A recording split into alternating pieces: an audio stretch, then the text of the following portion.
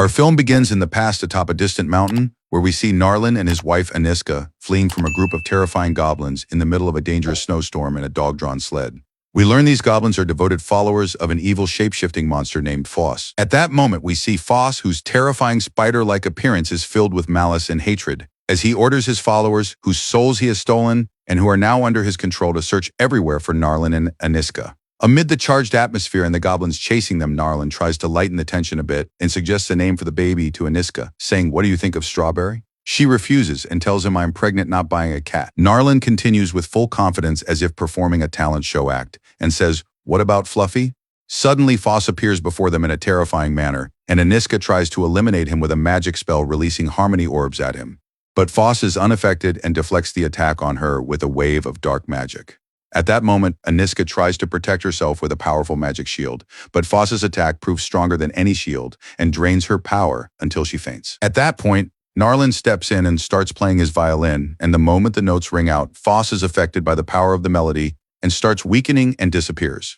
Afterward, Narlin and Aniska feel safe and at ease, and at that moment, Narlin says, "Let us name her Betty." Aniska smiles and tells him she likes the name. We then return to the present inside a music room at a middle school and see children playing chaotically with very loud noise while the teacher tries to gain control but fails. At that moment, a girl stands up with full confidence and calm, and we learn she is Betty. Yes, Narlin and Aniska's daughter. She raises her violin and starts playing, and suddenly the children are amazed by the beauty of the melody and become completely captivated. They all start playing along with her in harmony. The teacher is moved by the music and congratulates Betty. After class ends, Betty walks out with her friends Nat and Abby, and we learn Nat always dreams of becoming a world-famous musician and traveling the world in his own private jet, concerts in Paris and dinner in Shubra, basically. As for Abby, her dreams were a bit more grounded, and she had a crush on Winch Flat, Betty's older brother, the gloomy creature who looked like he stepped out of a horror film. Betty thought her friend had gone mad for liking someone who prefers darkness and zombies over mint tea. The school day ends, and Aniska arrives wearing a strange beret on her head to pick up Betty and tries to behave like a normal mother and welcomes Abby and Nat, asking, "Where are the treats?" The kids looked at each other awkwardly, wondering what treats she meant. Betty pulled her mother by the hand and said in a low voice, "Mama, please, can you be a little normal? Besides, I have grown up and I can find my way home on my own." Betty then walks ahead of her mother and they head home. On the way, Betty was crossing the road while daydreaming with her headphones in and not noticing the car coming like a rocket driven by some wild woman and was about to flatten Betty. At that moment, Aniska runs and grabs Betty, and they instantly vanish from the spot and reappear on the other side in a flash using magic. Aniska then apologizes and tells Betty sorry for using magic in front of people. But Betty laughs and says that was actually awesome, to be honest, and they continue on their way home. The moment they arrive home, Betty greets her grandmother's grave, and her grandmother's hand reaches up from below saying, "Hello, darling." At that point, we knew for certain that in this family, the dead do not leave the world. They just take a break underground. The moment they enter the house, Aniska hears a banging and crashing sound coming from above. Everyone tenses up, and suddenly a terrifying zombie comes down with a tongue as long as a summer electricity bill, and Betty screams. But we discover it is just a dummy invented by Winch Flat as part of his strange zombie experiments. Narlin finally appears and tells him, "You're never going to pull it off." Betty then goes up to her room and locks the door, escaping from the house chaos. She sits at her desk coloring her drawing with full concentration. She then stands before the mirror looking at herself for a moment and starts moving her hands as if she were a sorceress and says wistfully, "Why do I not have magical powers like Mama? Even when I try to say a spell, a pen falls from my hand." Suddenly, Betty is surprised by two strange shadows behind her in the mirror, and she quickly turns around to find her twin siblings Morbe and Silent standing in the darkness, as if emerging from a Swedish horror film, and both say simultaneously, "Dinner is ready." Betty is startled and says, "Is this dinner or a goblin summoning ritual?" After what happened, we go to the dinner table and see Betty sitting tense as if she were a guest at a family from another planet. She watches the twins and finds the food disappearing and being served to them as if a ghost is acting among them while they sit eating normally without even reaching their hands. Betty reads the situation with shock. At that point, Winch Flat breaks the tension with a laugh and says, "That is called external digestion, folks. We are a bit advanced." The dog also participates in the meal with a plate flying straight to his mouth, and he confidently says, "I do not have to be human to get my share of the food." Betty then feels out of place among them, but things calm down a little when her father brings up the Quick Klein Games competition, the biggest competition in the kingdom that only genuine wizards can enter. At that moment, Betty's eyes light up with enthusiasm, and she runs to her mother and tells her, "I want to participate, even if I still have no magic. I will learn, I promise." But her mother tells her it is still too early, Betty. This is a big responsibility. Betty then feels disappointed, especially when she learns all her siblings are going, even the dog, but not her. Her father then steps in and pats her gently and tells her all your siblings were born with magic, but you were born with love, Betty. We then see Narlin sitting quietly playing his violin with a tender melody, and Betty approaches him quietly. They begin playing together in a gentle piece, and at that moment her father looks at her and notices sadness still settled in her features and says in a warm voice, Betty, music is not less powerful than magic. It might even be more powerful. At that moment, Betty sees an old box containing ancient-looking musical notes and reaches out and takes one of them. She goes to her father innocently and says, Papa, can I play this melody? Narlin is shocked as if someone poured ice-cold water on him and quickly takes it back from her and returns it to the box and locks it with a complicated magical seal, saying to her, in an angry tone, this melody is forbidden, and we are never to go near it, understood? He then leaves the room. That night, Betty waits for everyone to fall asleep, and with curiosity filling her mind, she tiptoes toward her father's study and passes by the dog who is talking in his sleep and reaches the old box. She tries to open it, but it is no use since it has a complicated magical lock and will not budge. At that moment, Winchflat suddenly appears behind her and catches her in the act and says, you do not know the box has a spell on it. Stop being silly. But instead of stopping her, he laughs and says, honestly, I could open it with a simple spell. Betty is overjoyed and tells him, come on then, open it. Suddenly, the box flies on its own out the window, heading toward Winch's room. Betty follows Winch to his room where he says a strange incantation and moves his hands in certain gestures. The locks then disengage and the box slowly begins to open. Betty is amazed and quickly reaches in and takes the note with the old melody and raises the violin and starts playing without realizing she is unleashing a very dangerous energy. The notes fill the room with bright and pure energy, and the windows shake and the curtains fly, and a violent, magical ripple spreads with incredible speed, like a magical storm racing in all directions, reaching very distant places. At that moment, Betty and Winchflat are shocked and quickly return the note to the box. Winch then tells his sister Dad must not find out what happened. Betty takes the box and returns it to her father's room, but discovers the box lock is open. She takes the note with her and locks the box and leaves, still not realizing what she has done. On the other side, we see an evil, mysterious king. The moment the trace of the magical energy released from Betty's playing reaches him, he feels a violent tremor in the magic balance, as if something ancient had awakened from its sleep. He stands in silence and completes in a heavy voice, the melody has returned. He then goes to look at an old magical map and points to a spot on it, which happens to be the exact location the melody came from. At that moment, he calls coldly for his advisor Foss. He then tells him, send me the spies and goblins and search all this land. I want to know who played the melody, and quickly. Before we continue, I think you forgot to hit the like button. Press like now, my friend, and subscribe now. At that moment, we see the window open and swarms of goblins fly out, heading into the sky to search for the secret that has returned. The next morning, we see the family sitting at breakfast and the atmosphere is calm as if nothing had happened. But at that moment, we see Flat looking at Betty every few seconds nervously, as if trying to tell her with his eyes that what happened last night should remain our secret and nobody needs to know. Not Papa and not Mama. Betty winks at him as if reassuring him. But the truth is, she was hiding the note inside her bag and had no intention of letting it go. Something inside her was pulling her toward it more and more. That night, we see Betty's magical family heading to a big musical concert held at her school. The place is buzzing with energy and excitement. The small theater is packed with parents and teachers, and the show begins. Betty is brilliant as usual, playing as if she was born with the violin in her hands, and everyone applauds in amazement. At a certain moment, the twins Morbet and Silent notice something uncomfortable and spot a strange goblin standing outside the hall watching them and filming them.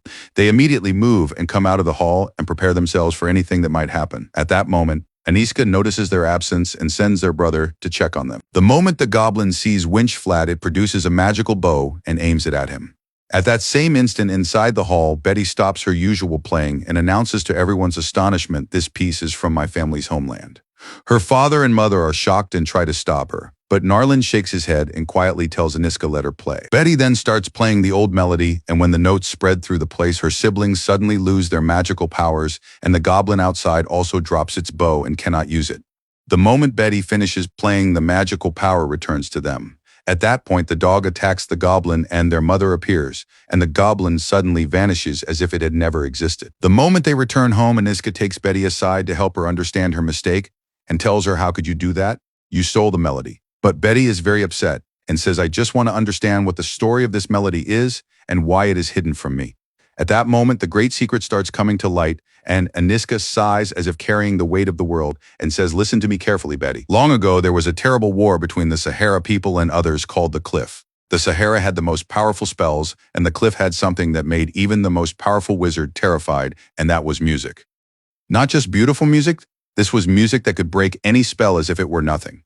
The war kept burning and the flames would not die down until both sides were devastated and said enough. They then made a truce and agreed that the Sahara would not use their magic against the cliff, and the cliff would never play the forbidden melody again. They then lived together in safety. One day, Aniska was with her father the king by the riverbank, and they were singing together. And everything was peaceful when suddenly a young man named Narlin appeared in a small boat with his older brother playing a violin with a melody, so moving it could make a stone weep. From the very first note, Aniska's heart was struck and love happened, and hearts beat. But the king went mad and summoned a huge dragon with a magical spell to finish off Narlin. But the boy was no pushover and played a note that turned the dragon to smoke. The king was surprised, but instead of calming down, he sentenced Narlin to death, broke the violin, and imprisoned Narlin's entire family in the palace prison. Before the execution order was carried out, Aniska managed to free Narlin and escaped with him. And they left to a place called the Nowhere. And she says, "We came here to stay far from magic, far from the war, and far from the melody." That is the secret that was never supposed to be known. But the melody has been played and the story has only just begun. We then go to the palace of the Sahara King and the atmosphere is heavy. Suddenly, the door bursts open violently and the goblin that was watching Betty enters, looking defeated with torn clothes and battle scars visible. It walks with heavy steps until it reaches the king and gives him a small strange device. The king takes it and looks at it, and here we learn the goblin had been recording the concert with sound and vision. The next morning, we see Betty sitting beside her grandmother's grave, confiding in her, as if talking to a close friend and saying, "I do not know what to do, but something inside me is pulling me forward." At that moment, an idea comes to her, what some might call genius, and others might call absolute madness. She decides to give it one shot, no risk, no fun, and decides she will learn magic by any means. The weekend arrives, and we see Winch Flat and the magical dog getting ready to travel to the Quick Klein Games, and Aniska and Narlin say goodbye to them at the door. Suddenly, a magical portal opens and Winch Flat and the dog enter the strange tunnel that looks somewhere between a train station and an abandoned community center. Then the strangest creature imaginable arrives, resembling a train, but actually being a massive worm, which opens its mouth and swallows them whole. At that moment, Betty takes advantage of the opportunity and hides and sneaks inside with them and slips on board the worm without anyone noticing.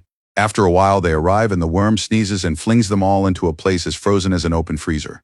At that moment, Betty's eyes light up when she sees before her the Quick Klein Games Hall, a breathtaking place. Magical creatures walking around normally, mythological monsters, things that make you feel you have entered an amusement park personally run by genies and goblins. Amid this crowd, Betty meets a sweet girl named Misa. And from the very first word, they become friends, as if they had been raised together since birth. Suddenly, the world lights up and spotlights hit, and the stage ignites, and in walks Regina, the host of the Quick Klein Games, and people applaud as if welcoming Lady Gaga, but from the wizarding world. The first competition begins, and it is eating a pastry, but not just any pastry. This one is a monster in the shape of a pastry that you either eat or it eats you. All the competitors are terrified by it, and it snatches them one after another. Then Winch Flat walks in with his dog with complete calm and throws a magical spell that shrinks the monster to a tiny morsel, and the dog swallows it like a quick snack. Betty is impressed and says, "My family's magic really is top level." The fear challenge round comes with spiders the size of chairs and snakes crawling across the stage, and everyone runs away except Winch Flat, who stands like a mountain until some birthday balloon-like puppets floating in the air appear. And then he screams and hides while the audience laughs. But in the end, he finishes them off. After the round, Misa offers Betty something crazy and says, "Come on, let me teach you to fly." Betty is excited and scared, but Misa reassures her and gives her a magical spell. And suddenly, Betty finds herself flying around the hall outside, and her joy is indescribable. But the joy does not last as Aniska suddenly appears with anger clear in her eyes and grabs Betty, saying, "What are you doing?" and takes her home. There, Aniska makes a heavy decision and tells her from today house arrest. Betty boils inside not just because she was punished, but because she has started feeling that what is inside her is bigger than any room that can be locked around her. The next morning, Betty wakes up still thinking about the spell she learned from Misa, so she tries it on her favorite teddy bear, and actually moves it from its spot with complete ease and sticks it to the window glass. She is overjoyed that she managed to use magic herself, but while trying to return it, she notices something strange. Misa is standing outside on the lamppost looking at her with a mysterious gaze. Betty then decides to go down and meet her and actually goes outside with her to the middle of the forest. At that point, Misa tells her focus, "Relax and close your eyes." Betty takes a deep breath and lets nature enter her, and suddenly she feels something moving in the palm of her hand. a small ball of light, pure magic forming before her eyes and glowing gently. Betty whispers in amazement, "I really did it." They grow even closer to the point that Betty starts confiding her lifelong secret and says, "My family and I fled from a place from the Sahara King." Misa is shocked when she learns the truth and stays silent for a moment, as if trying to absorb it, but then stands beside Betty and supports her even more. The next day, we see Betty bringing Misa to her school and introducing her to her friends, and Misa cheers her on while she plays on stage. Over time, Misa starts teaching Betty more about magic, and Betty becomes so absorbed in it that she starts neglecting music. Abby notices Betty has stopped attending rehearsals like she used to and starts worrying about what is happening. One day, Betty returns home, and the moment she enters, she finds Winchflat and his dog preparing something strange. Betty wonders what is going on, and her mother tells her, "These are preparations for your birthday, Betty. Tomorrow we have made you a surprise. We invited Nat and Abby and all your friends, and there will be enchanted sweets and magical games and something really amazing." But before Betty can rejoice, her mother continues and says, "But there is a small spell, Winch, made so anyone who leaves the party will forget everything that happened.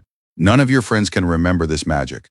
At that moment, the joy evaporates from Betty's face, and she replies sadly then, "What is the point of a birthday if everything that happened will be forgotten?" Betty feels sad, but the dog senses how she feels and goes after her and tells her, "You have something many people dream of, a family that loves you and friends and a heart full of music. Magic is not always the solution. Think of something that makes you happy." Betty then decides to go out and meet Misa, and they fly together through the sky as if escaping from everything, a calm, warm moment that makes her forget her sadness. The next day, Betty's birthday begins, and the neighbors and all her friends arrive except Abby and Nat. We then see the magical portal that erases the memory of anyone who passes through it, and we see Narlin standing at the grill, making hot dogs, which is what he is actually good at. At that moment, Abby arrives, and with her, a new birthday gift for Betty. The family then starts singing "Happy Birthday," but Betty's face is not happy. Suddenly, she interrupts the singing and says in front of everyone, "I have been learning magic." At that moment, the entire family freezes, and everyone is shocked by Betty's words. At that instant, Misa appears, and Betty is overjoyed, and her face lights up with happiness as she runs to her and says, "Misa, you finally came." But suddenly, Misa's features change, and she transforms into a terrifying monster. Misa was not Misa. That was Foss. Everyone present is shocked, and the place turns upside down in a second, and people start screaming and running outside the party like a horror film airing live. At that moment, Betty tries to pull herself together and raises her hands with the spell on the tip of her tongue, but nothing happens. The magic disappeared. At that point, her mother and siblings stand around her trying to protect her, and Narlin raises his violin and tries to play the melody that always saves them. But Foss, without blinking, extends his hand and breaks the violin in two, and with one blow makes Betty's family disappear to a mysterious distant place. We then understand that Foss's power is not just magic, but something bigger than any spell and stronger than any melody ever played. Betty then tries to escape from Foss, and suddenly she is pulled underground into her grandmother's grave, where it is clear her grandmother had been waiting for her. She tells her, "Hold on to your family and do not let magic alone be your guide." After a while, Betty emerges from underground confused and terrified, but the moment she sees the house, she is shocked. Everything is destroyed. The house is now rubble until she spots amid the debris her father's box. She opens it with trembling hands and finds inside it the forbidden melody. At that moment, while Betty is still standing amid the ruins, she finds Nat walking in carrying his violin on his shoulder, and clearly having been running to catch up. He says with a smile, "I'm a little late, but there is still time. Happy birthday, Betty." Her face lights up, and she runs to him and hugs him without thinking, and tells him, "I have been waiting for you for a while." She grabs his hand and immediately takes him to the magical tunnel under the house where the strange worm is waiting for them. At that moment, Abby joins them, and the three of them decide to go to the nowhere to rescue Betty's family. The worm takes them, and they set off. Betty and her friends then arrive at the king's palace, and specifically inside the palace prison. There she sees her father's family imprisoned inside the dungeon. At that point, she meets her uncle who looks like her father, so Betty takes out the old note and tells him, "I did not come to flee. I came to free you all, and I will teach you to play the melody again with the help of Nat and Abby." That night, her uncle takes her to an old hidden underground passage that they say leads to the prison where Aniska, her mother, is locked. Betty enters the passage, but the moment she reaches the dungeon, Foss suddenly appears. At that moment, her mother warns her about him, but Foss extends his hand and drags Betty with him to the king's palace. The moment the king sees Betty, his blood warms to her, and he invites her to dinner and says he will punish her family. The dinner table appears and Betty's family is seated at it, but they are all bound. The king then decides to punish Narlin and Winchflat and send them to a terrifying place. On the other side, we see Abby and Nat teaching the Cliff People music, and we return to the king's palace, where the king examines Betty as a Sahara princess. We see the guards taking Narlin to carry out the sentence and exile him, but Betty intervenes and orders them, saying, "Release my father right now. I am a princess of the Nowhere Kingdom. Everyone is astonished and the soldiers execute the order immediately. In a touching moment, Aniska tries to break her father, the king's barriers, and sings a song they used to sing together when she was young, and her voice shakes the entire hall and the king's face trembles. But Foss erupts in anger and screams enough singing and attacks Betty and her family and tries to seize control of the kingdom before everyone. But Betty, amid the chaos, remembers her mother's words, "Your true power is in music." At that moment, Betty sings a song powerful enough to stop Foss in his tracks. But he gathers his strength and comes back again. Foss then goes into full rage and orders his followers to execute Narlin.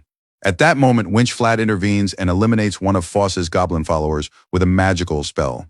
At that instant, Foss rebels against the king and tries to finish him off, so Aniska steps in and rescues him, and they all try to flee from Foss. At that moment, the Cliff tribe arrives, led by Abby and Nat, and they join Betty and begin singing together the forbidden melody whose sound shakes the entire hall and shatters all the dark magic Foss had spread throughout the kingdom.